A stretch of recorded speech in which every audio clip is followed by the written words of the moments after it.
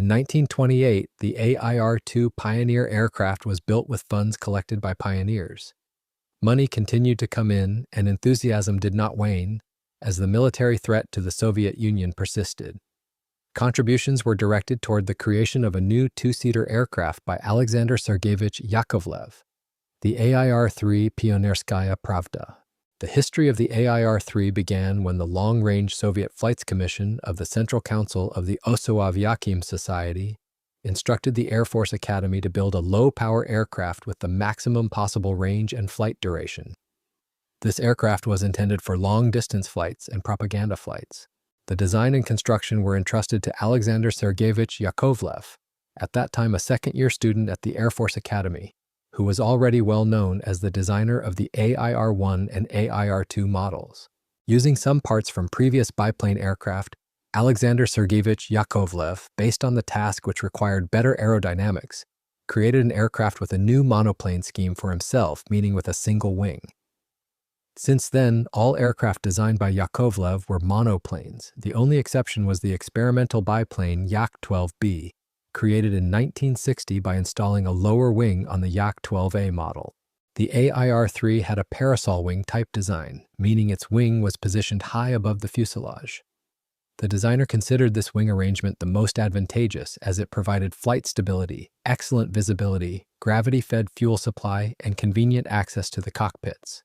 In an article written at the time, Alexander Sergeyevich Yakovlev emphasized that the most effective aircraft are not those with original forms, but those that provide convenient access to all important parts, to the engine and to the cockpit. Aircraft that are not afraid of field-airfield conditions and have a minimal landing speed. Without abandoning records when the main task allows it, Yakovlev wrote, Soviet designers must steadfastly and persistently achieve a type of light aircraft that meets all practical requirements arising from the conditions of its operation in the field. The main attention in the design of the AIR-3 was paid to aerodynamic qualities, possible lightening of the structure, and increasing the useful load. However, due to fears of excessively reducing the safety margin, the weight of the load did not exceed the weight of the structure itself. A then new method of wing skinning was used.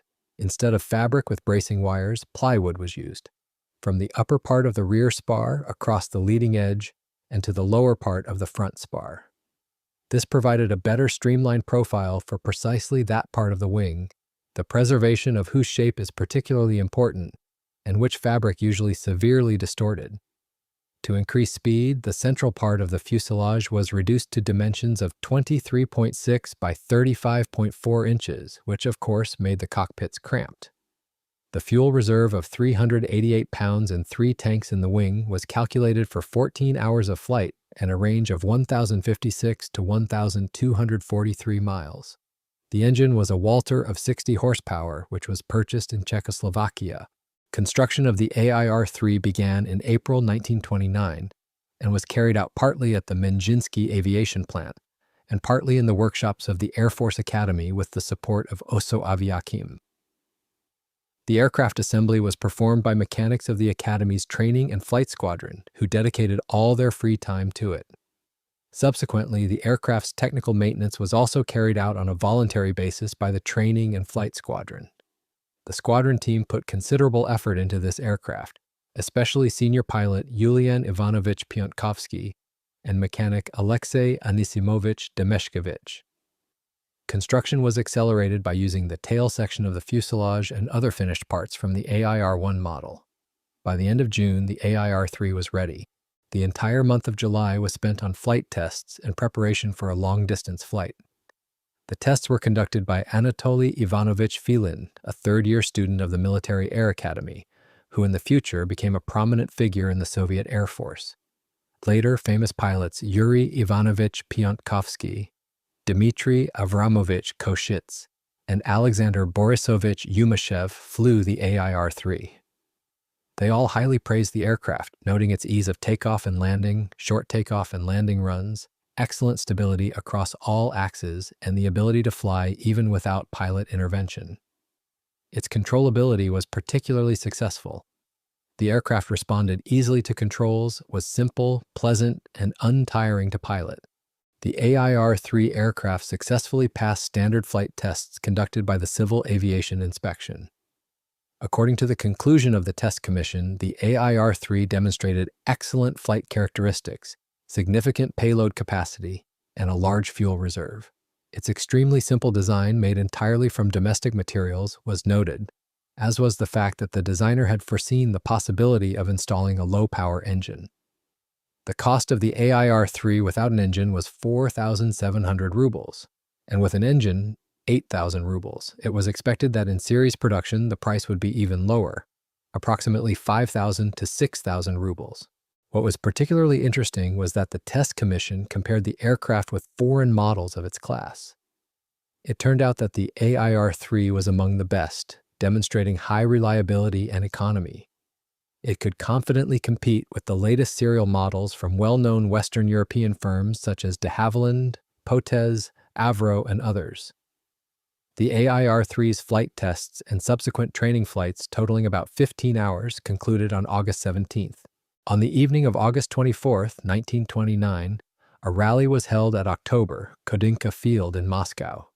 The all-Union Pioneer Rally transferred the AIR-3 aircraft to the Red Air Fleet.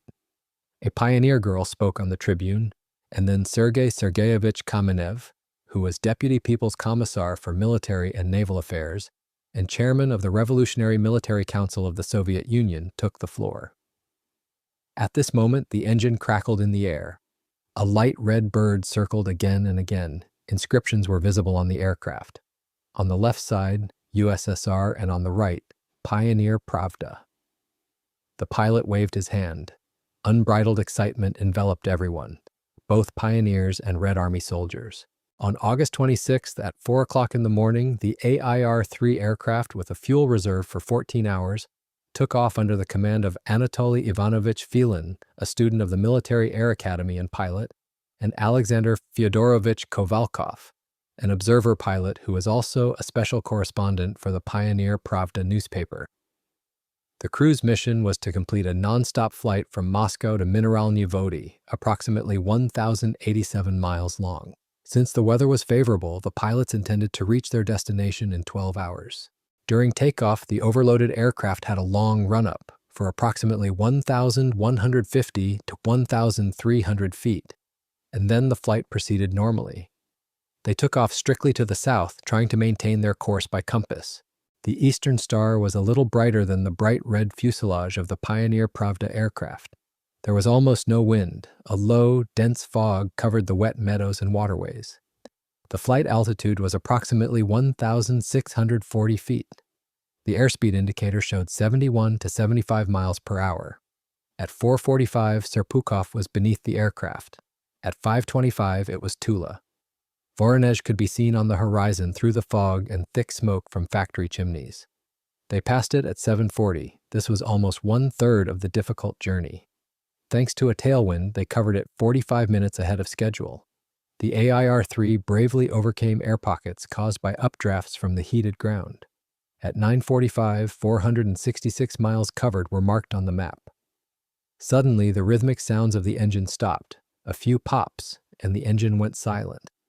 Below was a steppe plain cut by ravines. There was no time to choose a landing spot, and just a minute later, the aircraft was on the ground. They landed near the village of Kalinovka, approximately 7.5 miles from Kantemirovka station. The landing was perfectly executed, only the inner tube of the right wheel burst. Within minutes, hundreds of peasants, seeing an airplane for the first time in their lives, admired the Pioneer Pravda aircraft. Kovalkov had to give a 40-minute report, the first of many during this propaganda flight.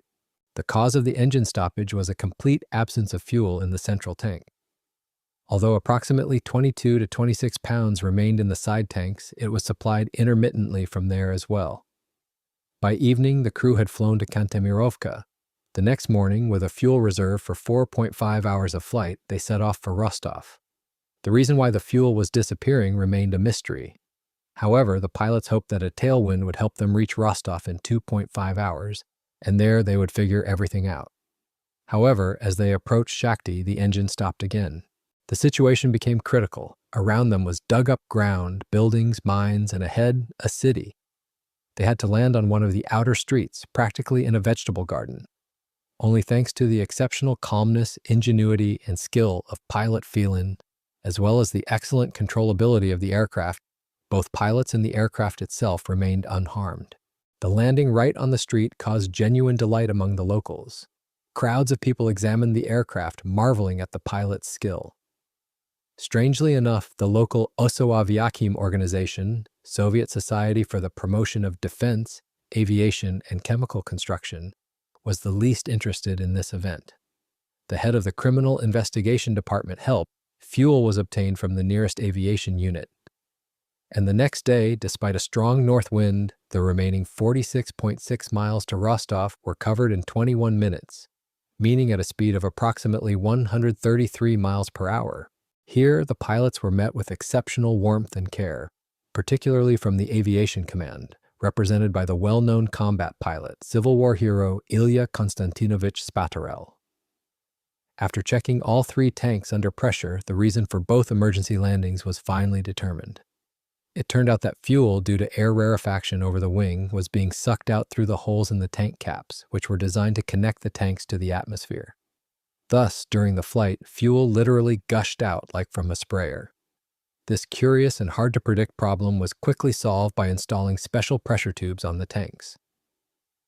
A similar situation occurred during the unsuccessful trans-Arctic flight of Sigismund Alexandrovich Levanevsky's crew on the AN-T-25 aircraft on August 3, 1935.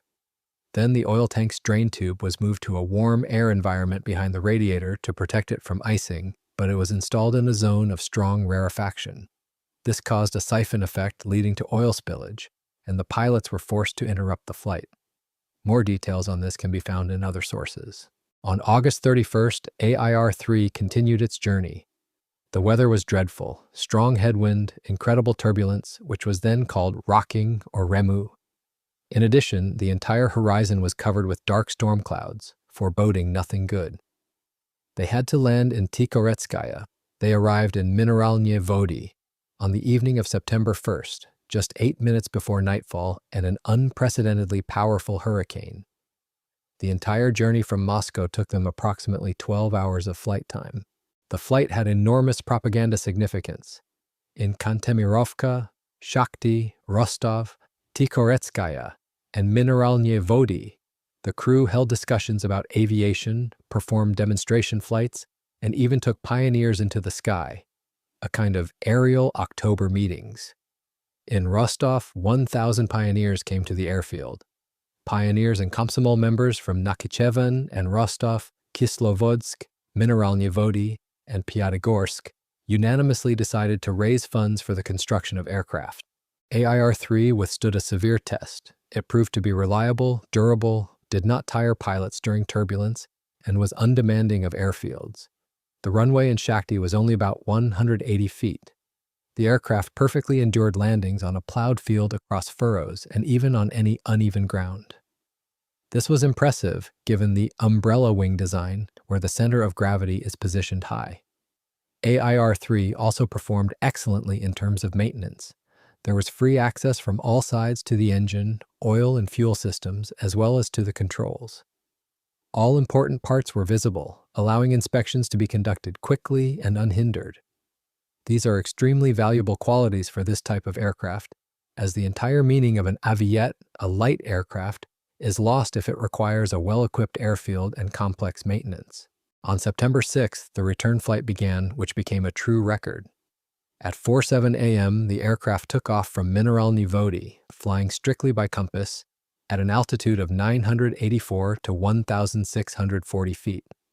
Exactly 3 hours later, they flew over Rostov, 6 hours, 50 minutes later over Voronezh, and 9 hours, 8 minutes later over Tula. Finally, after 10 hours, 23 minutes, at 2:30 p.m., the aircraft landed at the central Moscow aerodrome.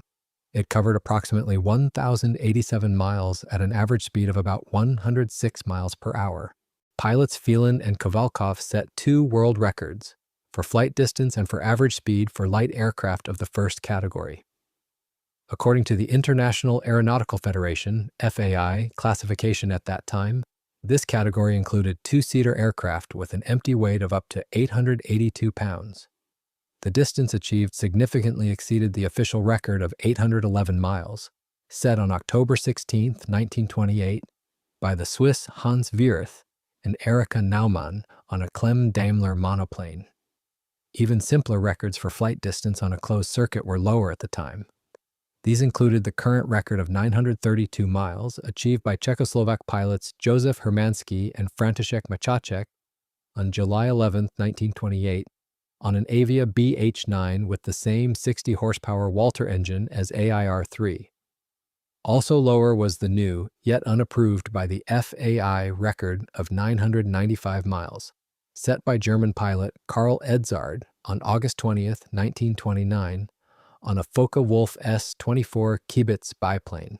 The range of AIR-3 was surpassed only on January 12, 1931, by the French on a Farman 231 aircraft. As with the records of the AIR-1 aircraft, the achievements of AIR-3 were not officially registered, as the Soviet Union was not yet a member of the FAI.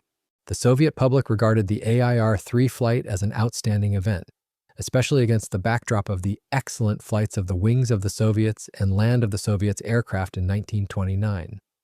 It was noted that AIR-3 summarized an important stage of painstaking and persistent work.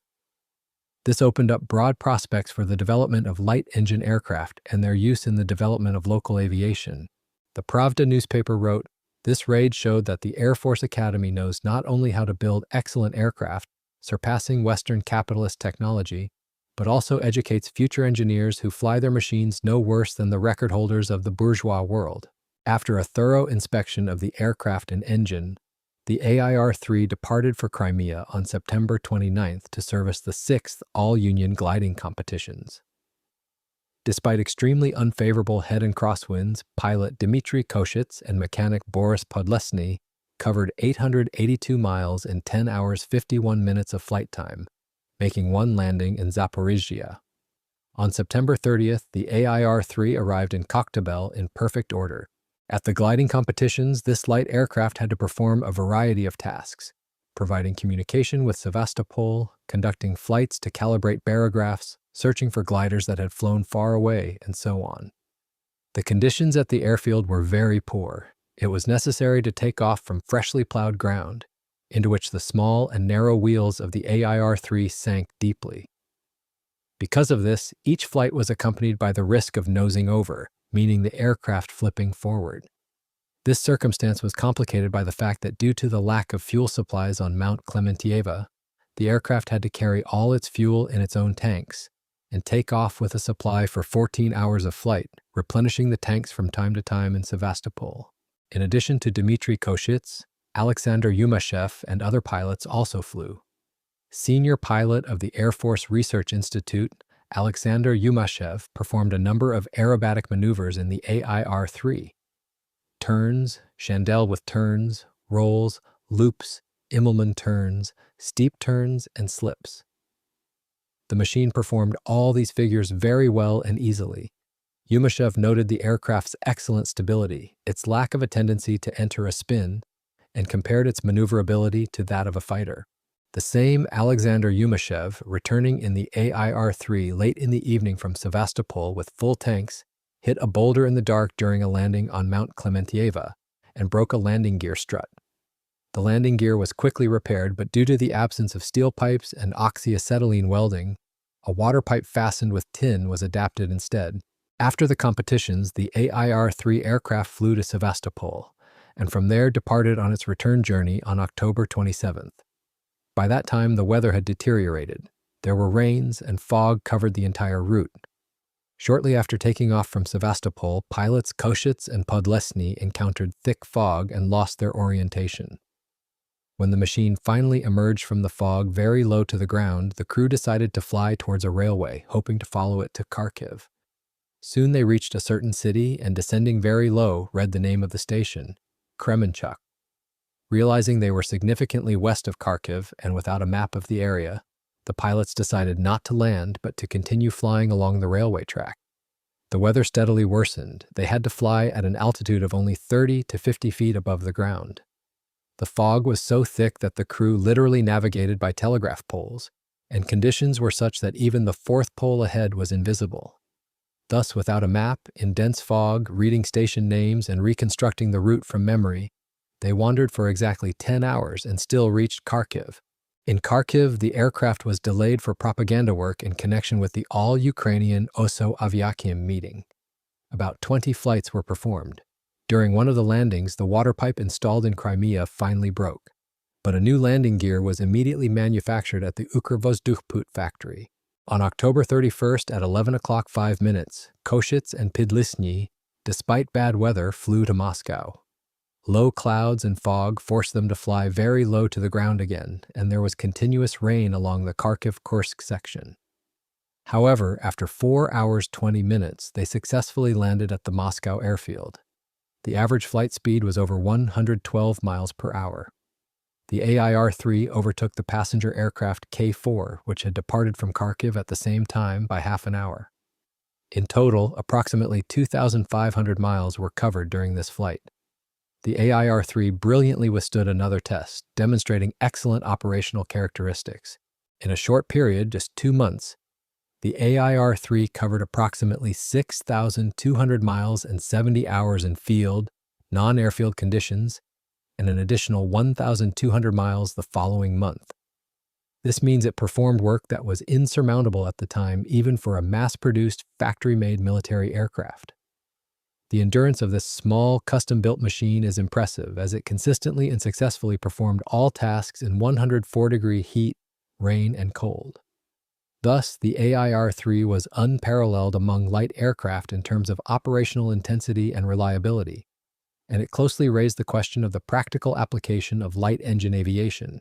In the summer of 1930, the AIR-3 was tested with a Soviet NAMI M23 engine, 65 to 75 horsepower, designed by Vladimir Alexandrovich Dolezhal. More details about this are provided later in the section dedicated to the AIR-4 aircraft. The AIR-3 was a 2-seat strut-braced parasol monoplane of entirely wooden construction. The fuselage, made of wood, had a rectangular shape and consisted of 4 longerons. The sides of the nose section and the tail were covered with plywood, approximately 1/8 and 1/16 of an inch thick, respectively. The middle section was reinforced with piano wire approximately 1/16 of an inch thick and covered with fabric. The pine longerons of the fuselage measured approximately 1 by 1 inch, tapering to approximately 3/4 by 3/4 of an inch towards the tail.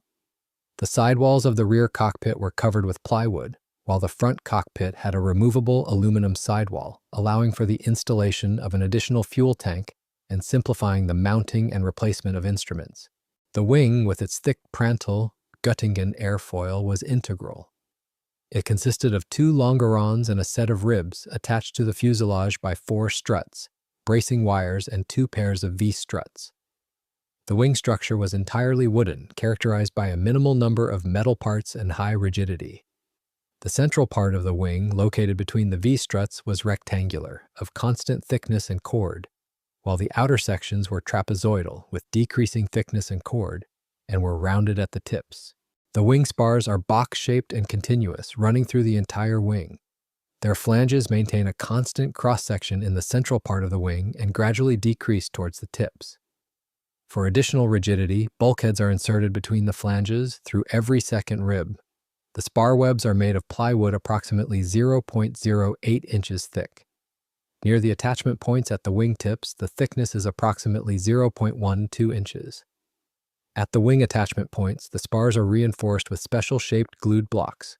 The attachment brackets themselves are made of steel, very simple to manufacture, and lightweight due to the use of welding.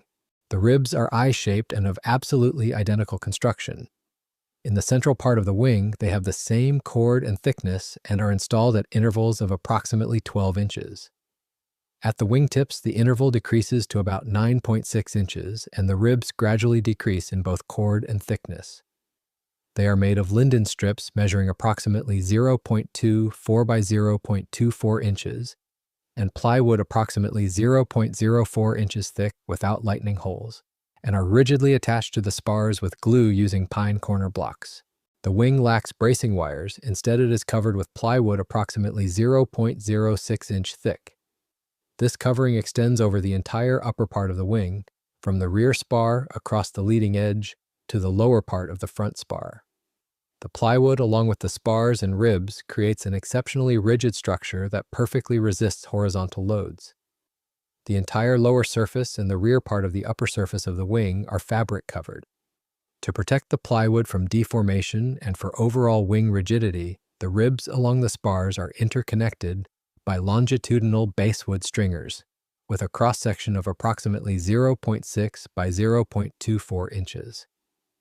The central section of the wing, where the tanks were installed, is covered with plywood approximately 0.08 inch thick only on the underside.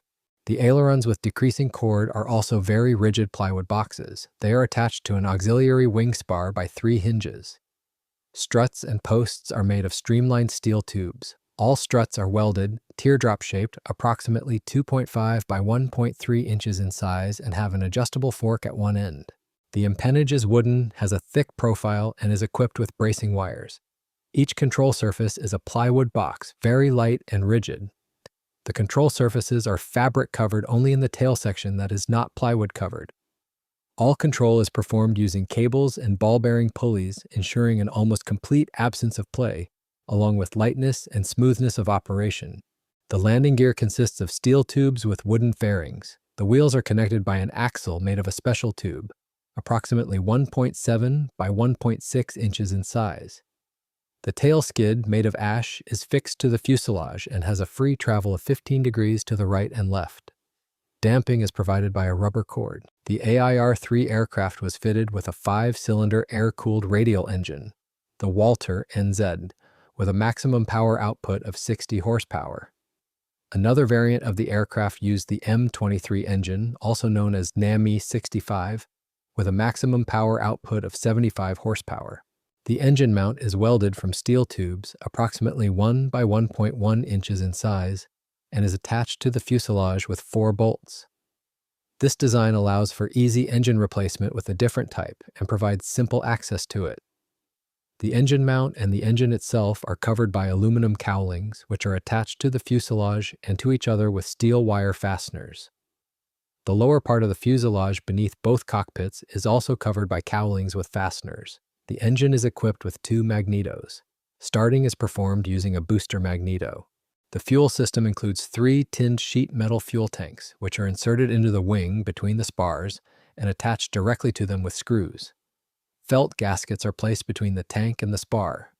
The upper part of the tank is profiled to match the wing, so no additional cowlings are installed on top of the tanks. The fuel lines from each tank are connected via a valve in the pilot's cockpit. Fuel then gravity flows through one tube, passes through a filter, and proceeds to the carburetor. The oil tank is installed in the nose section of the fuselage, in front of the forward cockpit's instrument panel, directly on the upper spars. Both cockpits are equipped with a set of instruments: a tachometer or revolution counter, an altimeter, an airspeed indicator, an intercom system, and a clock. The controls are single, located only in the rear cockpit. Therefore, instruments for oil and fuel level control, an inclinometer or bank indicator, engine controls, and the booster magneto are also installed there. In the forward cockpit, for the navigator, a compass is installed. For the AIR-3 aircraft, weight distribution, or so-called center of gravity, was an extremely important aspect for safe and stable flight. Thus, with a fuel supply for 6 hours of flight, the aircraft's center of gravity was at the 28% mark relative to a defined reference point. When the aircraft was fueled for 14 hours of flight, the center of gravity shifted further aft to 32%. The ideal or normal center of gravity for the AIR-3 was considered to be at 33.5%. However, there was also a critical limit. The maximum permissible rearward shift of the center of gravity was 37%. This situation arose under specific conditions when the fuel tanks were almost empty and there was a light passenger and a heavy pilot on board.